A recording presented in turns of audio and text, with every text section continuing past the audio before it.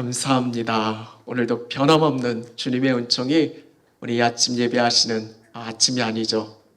구대부터는이죠. 우리 이 오후에 여러분 예배하는 여러분 모두 가운데 풍성하게 넘쳐나시길 간절히 축원합니다.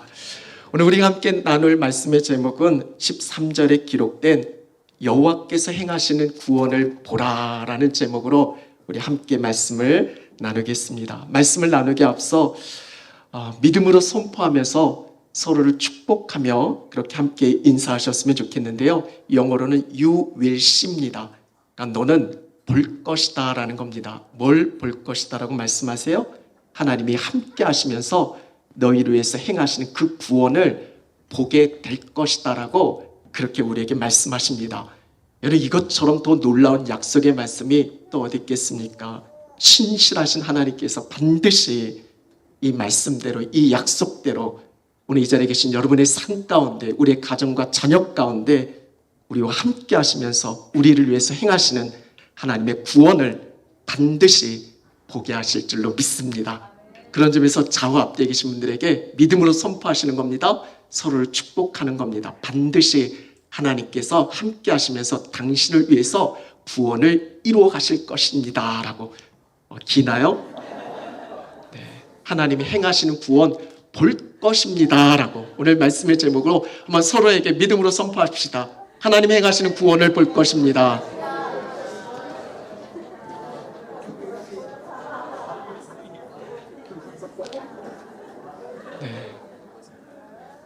꼭 볼 줄로 믿습니다. 오늘 우리가 함께 읽은 본문을 포함한 출애굽기 14장 전체의 말씀은 참 신나는 내용입니다. 우리 성경을 읽다 보면 때로는 참 읽기가 어려운 부분들이 있는데 창세기 14장은 단숨에 읽어낼 수 있습니다. 너무나 즐겁고 정말 신이 나는 그런 내용의 말씀입니다. 우리가 너무나 잘 아는 홍해가 갈라지는, 그래서 그 바다 마른 땅을 걸어가게 되어지는, 우리가 너무나 잘 알고 있는 그런 내용의 말씀입니다. 이스라엘 역사에서 아주 드라마틱한 놀라운 승리의 말씀이 여기에 담겨져 있습니다. 바다 한가운데 마른 땅이 생기게 되어지고 이스라엘 백성들은 그 길을 건너고, 그리고 이스라엘 백성들 뒤쫓았던 원수 대적 애굽 군대는 바다에 다 빠져 죽게 되어지는 그런 내용의 말씀입니다. 아마 우리가 너무나 잘 알고 있는 그런 내용의 말씀이기도 하죠.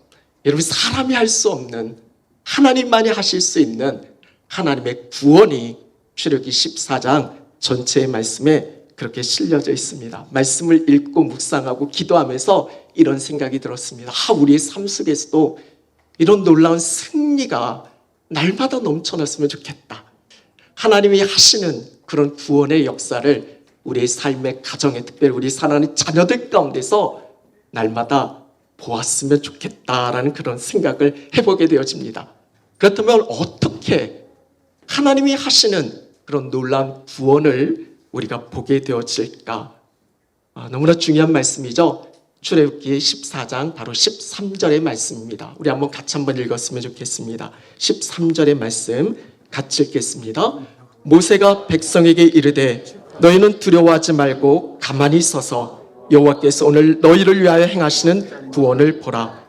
너희가 오늘 본 애굽 사람을 영원히 다시 보지 아니하리라. 아멘. 모세가 이스라엘 백성에게 하는 너무나 중요한 말씀, 여기 안에 중요한 두 가지 핵심이 있습니다. 먼저는 두려워하지 말라, 그리고 그 다음은 가만히 서라라는 겁니다. And 그러면 you will see, 볼 겁니다. 너를 위해서 하나님이 행하시는 그 구원을 보게 될 것이다라고 그렇게 약속하십니다. 그러니까 여러분, 우리의 삶에, 우리의 가정의 자녀들에게 하나님이 행하시는 구원을 보기 위해서 우리가 해야 할 일은 뭡니까? 먼저는 두려워하지 마십시오. 그리고 그 다음은 가만히 서 있어야 합니다. 먼저는 두려워하지 말라라고 말씀합니다. 여러분, 두려워하지 말라, 처음 듣는 이야기가 아니잖아요. 성경을 읽다 보면 여러 군데에서 반복적으로 계속해서 표현되어지는 말씀이 두려워하지 말라라는 그런 말씀입니다. 왜 그렇게 하나님께서 우리에게 계속해서 두려워하지 마, 두려워하지 마, 그렇게 말씀하실까요? 이유가 뭡니까? 우리가 계속 두려워하니까. 이런 부모되는 우리가 자녀들에게 공부해 하는 이유가 뭡니까? 공부 안 하니까 공부하라고 하는 거죠. 참고로 저는 공부하라는 소리는 듣지는 않았습니다. 수없이 듣고 수없이 알고 있어요. 그리고 다짐도 합니다. 이제는 정말 하나님 말씀대로 두려워하지 말아야지. 그렇지만 살아가는 막닥뜨린 삶의 현실을 우리가 살아가다 보면 눈앞에 보여지는 여러 가지 상황, 환경, 사람으로 인해서 여전히 걱정하고 염려하고 그렇게 두려워하고 있습니다. 왜 그럴까? 여러분, 두려움의 이유가 뭡니까? 결국 핵심은 뭐냐면 늘 말씀드린 거지만 두려움의 문제는 우리의 시선의 문제입니다. 지금 내가 무엇을 보고 있느냐라는 거죠. 오늘 시작되어진 본문 10절 말씀을 보면 이렇게 시작됩니다. 바로가 가까이 올 때 이스라엘 자손이 눈을 들어 본즉. 여러분, 지금 이스라엘 자손들이 눈을 들어 보았다라고 합니다. 무엇을 보고 있어요? 그 뒤에 애굽 사람들이 자기 뒤에 이르렀다라는 것을 그들은 보게 되어집니다. 여기서 애굽 사람들은 그냥 사람들이 아니에요. 이스라엘 자손에게서는 너무나 힘들고 고통스러운 그런 존재입니다. 어떻게 보면 우리의 염려거리, 고민거리, 그런 것들이 애굽 사람일 수 있습니다. 조금 이제 벗어나서 자유를 누릴만 한데 다시 이들이 나타나서 그들을 힘겹게 하려고 가까이 이릅니다. 그리고 그냥 이른 것도 아니고 앞선 본문 7절 말씀을 보면 모든 병거를 동원해서, 그러니까 오늘로 표현하면 최신식 무기예요. 아주 중무장을 해서 이스라엘 백성들을 뒤쫓아서 가까이 이르게 된 겁니다. 더군다나 지금 이스라엘 백성들은 어디에 머무르고 있나요? 하나님께서 바닷가에 장막을 치고 거기에 머물러 있어라, 그렇게 앞선 말씀이 있으셨습니다. 그러니까 지금 이스라엘 백성들은 피할 곳도 없어요. 도망칠 곳도 없습니다. 앞은 바다가 가로막혀 있고 뒤는 애국 군대가 쫓아오고 있는 상황입니다. 꼼짝없이 이제는 죽게 된 그런 상황이죠. 여러분, 이런 상황 속에 어떤 누구가 두려워하지 않을 수 있겠어요? 그래서 오늘 본문 표현에 보면 이스라엘 자손이 10절에 심히 두려워했다라고 전하고 있어요. 영어는 terrified입니다. 좀 사투리를 쓰면 겁나게 아주 억수로 무서워하고 있는 겁니다. 여기서 우리가 한번 생각해 볼 게 있어요. 여러분, 지금 이스라엘 백성은 이렇게 심히 두려움 가운데 떨고 있는, 여러분, 그 상황 속에 있는 이스라엘 자손들은 어떤 사람들입니까? 앞선 출애굽기 말씀을 읽다 보면 불과 얼마 전에 하나님의 전적 도움으로 인해서 애굽에서 탈출한 출애굽한 백성들입니다.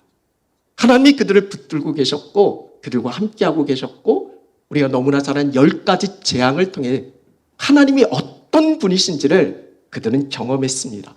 하나님의 구원을 알고 그렇게 경험하고 그렇게 누리는, 하나님을 전혀 모르는 사람이 아니라 하나님이 지금 우리와 함께하고 있다는 걸 믿고 있는 그런 백성들입니다. 그런데 지금 어때요? 그런 백성들이 함께하고 계시는 그 하나님을 눈을 들어 보지 않고 오히려 눈을 들어 애굽 사람 보니까 얼마까지만 해도 정말 두려울 것 없이 찬양하면서 그 광야길을 걸었던 이스라엘 백성들이 지금 시선을 하나님이 아니라 사람에게 빼앗겨 버리니까 심히 두려움에 빠지게 되는 겁니다. 여러분, 이런 일들이 성경에 참 많이 있어요. 대표적인 사람이 엘리야입니다.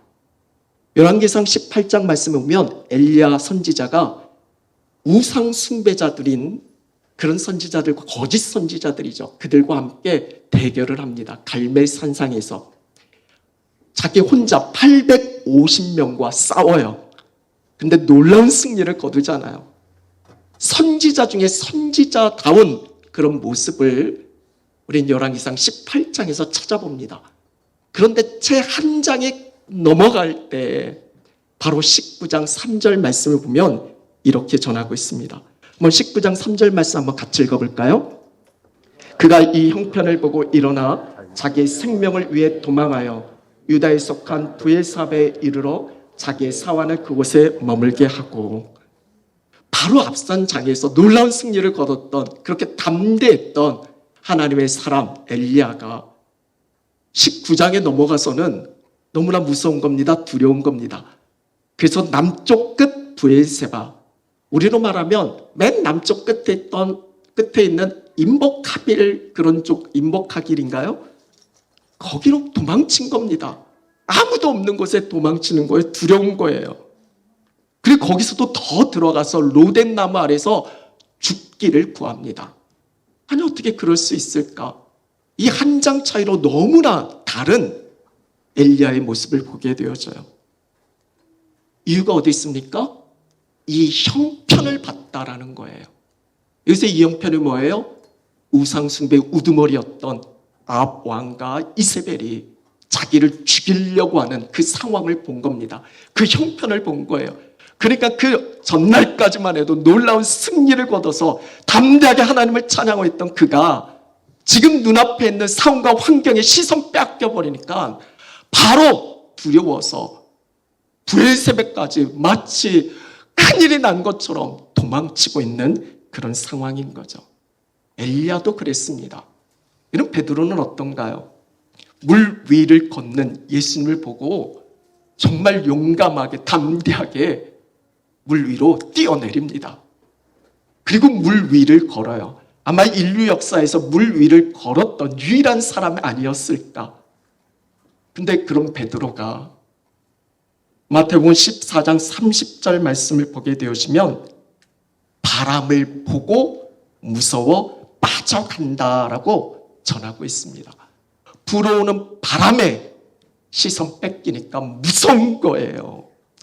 예수님 바라보고 갔을 때는 괜찮았는데 잠깐 불어오는 바람에 시선 빼앗겨 버리니까 그 상황 속에 무서워서 빠져가는 거였던 거죠. 여러분, 성경에서 전하는 메시지는 너무나 분명합니다. 아무리 대단한 영적 거장, 아무리 능력의 소유자라 할지라도 하나님의 위대한 역사를 경험하고 하나님을 알고 믿는다 해도 지금 주님 바라보지 않고 눈앞에 보여지는 상황과 현실, 그 관계 속에서의 문제, 거기에 우리의 시선 빼앗겨 버리면 그 어느 누구도 무너질 수밖에 없다라는 겁니다. 여러분, 우리도 그렇잖아요. 정말 열심히 하다가도 그냥 지나가다 말 한마디 듣고 우리는 마음 상하고 그 한마디의 말 때문에 무너지고, 그런 일들을 수없이 많이 경험하는 그런 연약한 인생 아니었겠습니까? 여러분, 우리의 삶은 너무나 분명해요. 위득하십니다. 아멘. 하나님이 우리와 함께하고 계십니다. 위드 문제거리, 골칫거리, 염려, 걱정, 근심, 두려움이 아니라 그 어떤 문제보다 크신 전능하신 하나님이 나와 함께하고 계시다라는 것이 우리의 삶의 분명한 우리의 모습인 겁니다. 그런데 우리는 그 함께 하시는 하나님 놓치고 자꾸 다른 데 시선 빼앗기니까 여전히 두려워하고 있는 겁니다. 오늘 셀 모임하면서 한번 적용 질문으로 그렇게 나눠보셨으면 좋겠습니다. 분명 하나님은 나와 함께하고 계시고 오늘 말씀처럼 하나님이 함께 하시는 가운데 내 삶을 통해서 하나님의 구원을 보게 하시는데 그 구원의 하나님을 놓쳐버리고 눈앞의 현실, 상황, 문제, 사람 보다가 혹시 무너진 경험은 없으셨는지, 오늘 신실하신 하나님은 우리에게 분명히 약속하십니다. 두려워하지 말라라고. 반드시 너를 위해 행하시는 하나님의 구원을 보게 하실 것이다라고 말이죠. 그 하나님의 약속을 믿으셨으면 좋겠습니다. 그 믿음으로 오늘도 담대하게 거침없이 하나님 나라를 위해 살아가시는 여러분 모두가 되어질 수 있길 간절히 축원합니다. 두 번째는 가만히 서라라는 거예요. 아마 우리가 좋아하는 말씀 중에 하나가 가만히 서라 이 말씀 아니에요? 아무것도 하기 싫을 때, 그냥 가만히 있고 싶을 때, 뭔가 핑계 변명거리 찾고 싶을 때, 하나님 가만히 있으라고 했잖아요. 그래서 내가 가만히 있는 거예요. 이런 좋은 말씀이 또 어디 있어요? 근데 여러분 여기서 가만히 있으라는 것이 아무것도 하지 말고 가만히 있으라는 말씀이 아닙니다. 영어는 스탠드 펌이에요. 굳게 서 있으라는 거예요. 중요한 건 어디에 서 있어야 되냐는 거예요. 어디에 서 있으라고요? 하나님 앞에 서 있으라는 겁니다. 하나님 믿는 그 믿음 위에 굳건히 서 있으라는 거예요. 그 하나님 앞에서 떠나지 말라라는 거예요. 하나님 앞에 머물러 있으라는 겁니다. 이런 지금 이스라엘 백성들의 상황은 어떻게 보면 가만히 서 있는 게 더 어렵습니다. 아니 땅을 파든 바닷속을 뛰어들어 헤엄을 치든 에라 모르겠다. 너 죽고 나 죽자. 맞짱을 뜨든 뭔가 인간적인 수와 방법을 찾아내야 합니다. 이렇게 가만히 죽을 수는 없잖아요. 근데 하나님은 오늘 본문 13절, 14절 두 번씩이나 반복적으로 말씀하십니다. 가만히 서 있어. 그리고 마지막 14절 끝에 너희는 가만히 있을지어다 라고요. 영어는 you need예요. 너에게 필요하다라는 거예요. You need to be still. 머물러 있는 게 필요하다라는 거예요. 여러분 이게 무슨 말씀입니까? 하나님 앞에 서서 하나님 믿고 기다리라는 거예요. 기다림입니다. 우리에게 기다림이 필요하다라고 말씀하는 거예요. 여러분 잘 기다리고 계십니까? 제일 어려운 게 뭐예요? 그래 우리 딸이 알고 있잖아요. 기다리는 거예요. 근데 왜 아는데 왜 이렇게 못 기다리니? 뉴질랜드에 온 지 한 달이 됐습니다. 몇 번이나 속 터져 죽는 줄 알았어요.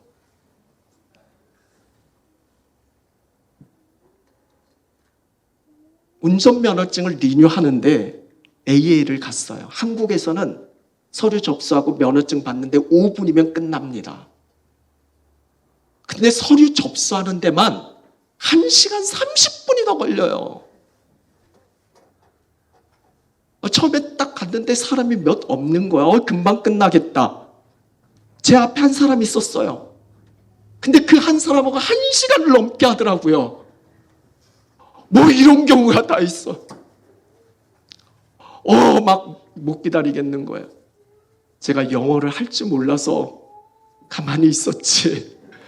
영어만 할 줄 알았으면 벌써 몇 번 소리쳤을 겁니다. 그래도 감사한 건 이번에는 한국 가고 싶지는 않았습니다. 여러분 하나님이 원하시는 건 기다림입니다. 그동안 우리가 하나님을 참 많이 기다리게 했잖아요. 이제는 하나님의 때를 기다려야 합니다.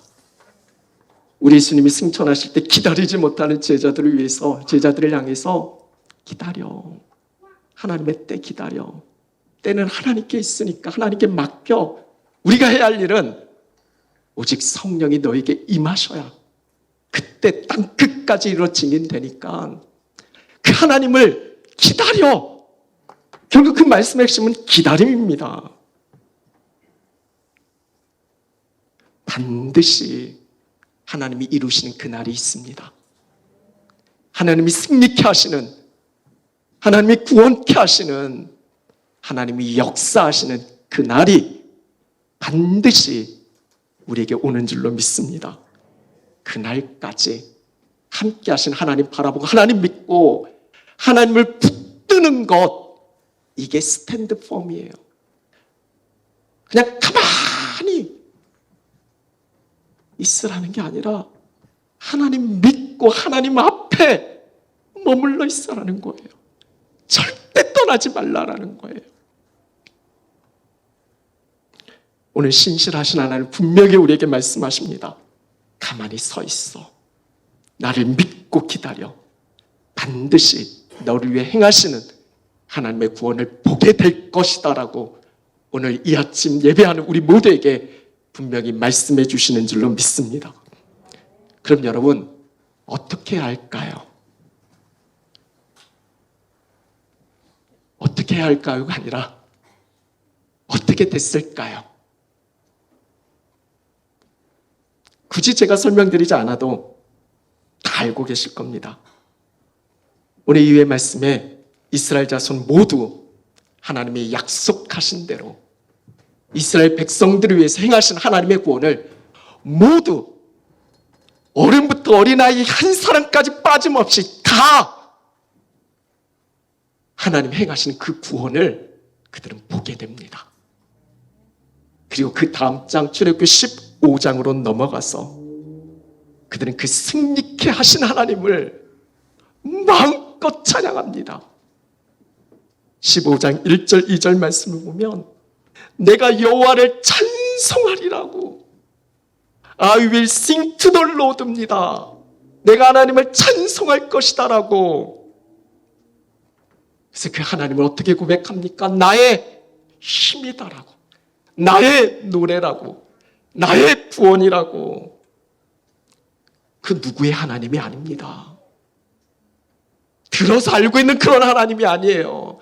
아빠 엄마가 잘 믿었던 그 하나님이 아니라 나의 하나님, 나의 하나님을 그들은 경험하고 고백하고 그 하나님 만나면서 하나님을 마음껏 찬양합니다. 어린아이까지 다 말이죠. 여러분, 이렇게 생각할 수도 있습니다. 좀 미리 막아주시지. 좀 피할 길도 열어주시지. 앞선 본문의 내용들을 읽어보면 좀 이해 안 되는 부분이 있어요. 왜 가까운 길 놔두고 먼 광야길로 돌게 하셔서 이 상황을 만나게 하시냐라는 거예요. 하나님 다 알고 계시잖아요. 그럼 이 상황을 좀 미리 막아주셨으면 좋잖아요. 그게 더 웃긴 건 왜 굳이 그 많고 많은 땅에 장막을 치지 않게 하고 바닷가에, 뭐 시뷰도 아니고 굳이 왜 바닷가 앞에 진을 치게 하시냐라는 거예요.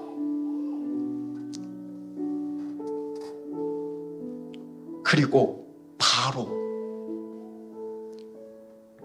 이 상황에 이런 노래가 있잖아요. 네가 왜 거기서 나와?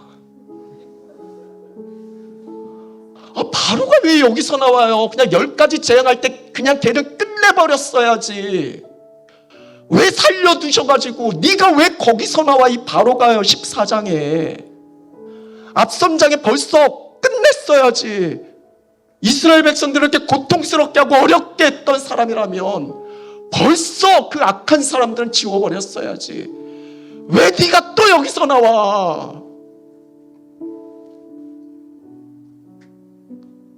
광야, 홍해, 바로.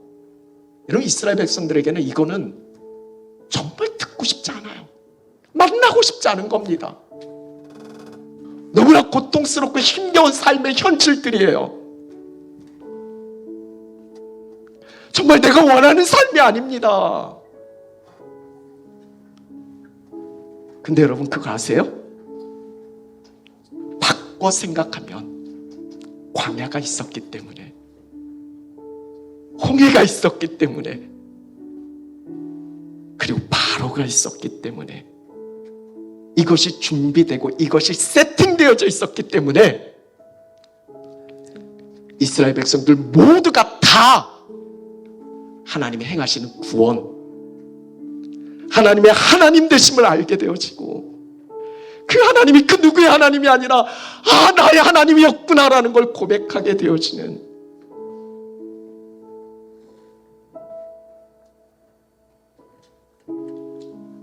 어떻게 보면 이스라엘 백성들의 진짜 구원을 위해서 하나님께서 준비된 최고의 세팅 도구들이었던 거예요. 오늘 우리에게도 적용해 보세요.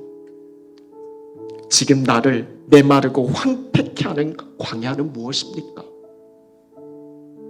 내 앞길 가로막고 나로 하여금 한계에 부딪히게 하는 홍해는 무엇이에요? 나를 고통스럽게 하고 힘들게 하는 그 왼수 같은 바로는 누굽니까? 근데 그거 아세요?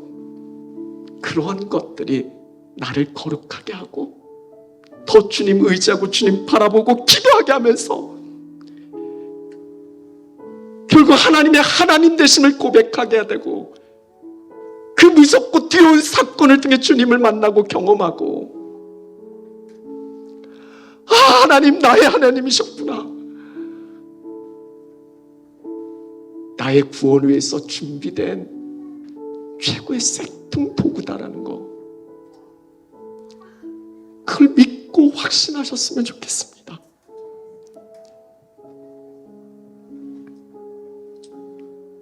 성경에서 제가 제일 좋아하는 표현이 있습니다. 같이 한번 고백해 볼까요? 하나님이 하십니다. 성경을 읽다가 하나님, 그리고 하나님이 하시는 일이 있으면 저는 항상 빨간 줄 칩니다.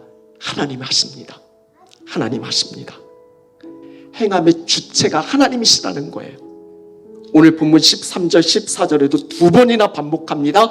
여호와께서 행하신다, 여호와께서 싸우신다. 무엇을 위해서? For you, 너희들을 위해서. 죄송합니다, 너희들이라고 했어.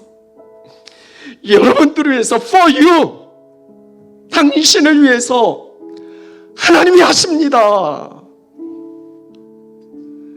제가 출애굽기 14장 말씀에 가장 좋아하는 구절이 어딘지 아세요? 21절입니다. 우리 같이 한번 읽어볼까요? 여호와께서 큰 동풍이 밤새도록 바닷물을 물러가게 하시니 물이 갈라져 바다가 마른 땅이 된지라. 여러분, 그날 밤 앞에 홍해 가로막혀 있고 뒤에 애국 군대가 가까이 오고 있고, 그날 밤 이스라엘 백성들 제대로 잠을 잤을까요? 얼마나 고통스러울까요? 얼마나 무섭고 두려울까요? 아마 밤잠 설쳤을 겁니다. 근데 그거 아세요? 그 고통스러운 밤에 여호와께서 밤새도록 바닷물을 물러가게 하신다라고. 다 빼고요, 여호와께서 밤새도록 하시니 하나님이 하십니다. 밤새도록 여러분이 고통스러워하는 그 밤에 하나님은 여전히 나를 위해서 일하고 계신 겁니다. 그거 믿기 때문에 우리가 감당하는 거예요. 하나님이 하시니까, 그래서 이런 연약한 목회자가 목회하는 겁니다. 내가 하면 안 되거든요. 제 자신을 너무 잘 아니까 내가 하면 못하거든요. 근데 하나님이 하십니다. 여러분도 마찬가지예요. 여러분 자녀들은 안 되잖아요. 근데 그 자녀를 위해서 하나님이 하십니다. 그 마음을 어루만지고 그 삶을 돌이키게 하고, 정말 그 자녀가 하나님이 나의 하나님이라고 고백하게 하는 거, 그거 하나님이 하십니다.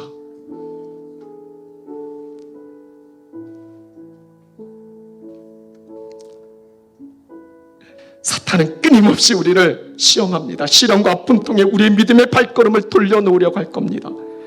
그때마다 분명한 것은 하나님은 가만히 계시는 분이 아니십니다. 우리를 위하고 계십니다. 우리를 지키시고 보호하시고 반드시 구원하시는 하나님이신 줄로 믿습니다. 말씀을 마무리하면서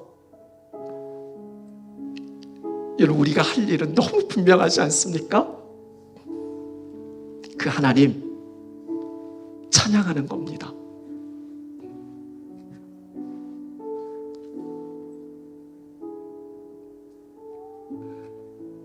결혼하고 저희는 아이가 없었습니다. 저희는 아이를 너무 좋아했어요. 하나님 아이를 주세요. 참 기도도 많이 했습니다. 크라이처치에 저와 함께 있었던 몇몇 분들은 그때 저희가 자녀가 없었다는 걸 잘 알고 있을 겁니다. 너무 아이를 기다렸어요. 근데 하나님께서 우리에게 자녀를 주셨습니다. 너무 기뻤어요. 너무 감사했습니다. 너무 행복했어요.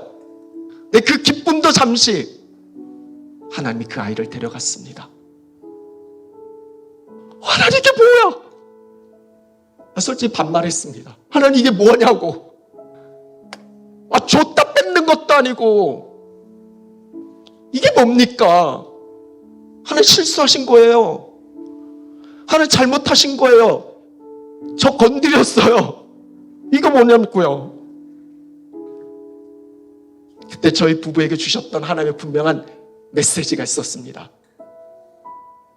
걱정, 염려, 근심, 노. 오직 하나님만 찬양해. 이게 맞는 문법적 표현인지는 모르겠습니다. 그때 저희가 강력하게 붙들었던, 왜 영어로 들렸는지는 모르겠어요. No fear, just praise입니다. 우리 한번 같이 한번 고백해볼까요? No fear, just praise. 발음 괜찮았습니까? 제가 참 좋아하는 시편 71편 14절 맞습니다. 같이 한번 고백해볼까요? 나는 항상 소망을 품고 주를 더욱 찬송하리로다. 아멘. 우리가 할 일은 너무나 분명해요. 여러분 어떤 상황 속에 있어든 정말 고통스럽고 어렵고 힘겨운 그런 삶의 분들의 문제가 있을 때 나는 항상 소망 품고 주님을 더욱 찬송하겠습니다. No fear, just praise. 어떻게 됐겠습니까? 기다려야 한다라고 이야기한 저의 큰딸 이혜리를 저희가 결혼하고 아이를 잃은 그 시점에서 그 시점부터 이혜리를 낳기까지 정확하게 한 채의 오차도 없이 3년 반 만으로 그리고 3년 반 기다리게 하셔서 한 채 오차도 없으신 하나님이 이혜리를 갖게 하셨습니다. 그래서 여호와 일의 하나님 이엘인 겁니다. 어찌 하나님 찬양하지 않을 수 있겠습니까? 오늘 이 자리에 계신 여러분, No fear, just praise. 그 신실하신 하나님을 우리 이 시간 마음껏 찬양했으면 좋겠습니다. 다 같이 자리에서 일어나셔서 오늘 그 신실하신 하나님을 우리에게 약속하십니다. 너희를 위해 행하시는 하나님의 구원을 볼 것이다 라고.